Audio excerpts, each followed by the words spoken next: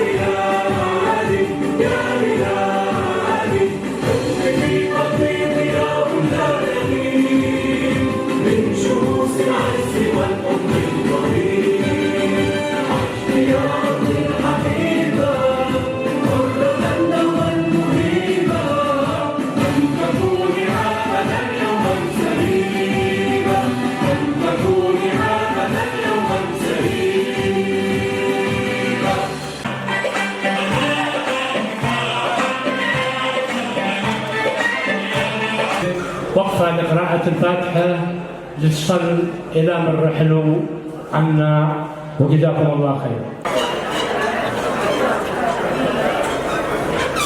ففي هذا اليوم نحن نقف في عاصمتنا أبين سالمين، أبين مقبل، أبين شعلة النضال والكفاح. فباسم أسر الشهداء والمناضلين نتوجه بآيات الاحترام والتقدير لكل الذين حضروا يشاركونا في هذا الاحتفال بمناسبة ذكرى أكتوبر ونوفمبر وتأسيس الحزب. كنت أدري أن أخواني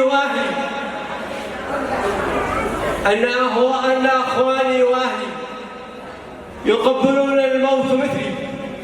كنت أدري أن ما على رجفان يجري.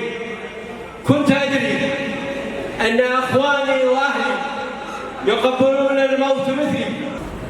نهنئكم وأنفسنا بالذكرى 62 لثورة 14 أكتوبر والذكرى 58 للاستقلال والذكرى 47 لتأسيس الحزب الاشتراكي. ونجدد العزم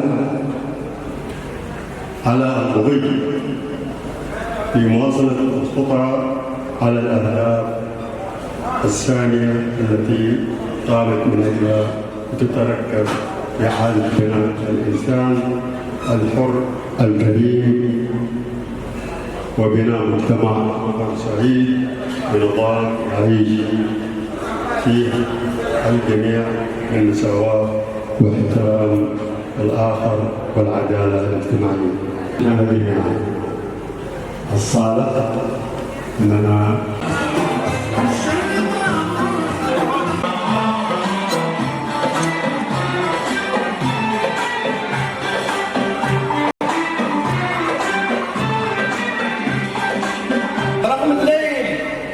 رغم طول الليل متفقون على جفنات كرمات وعنقود من الزيتون.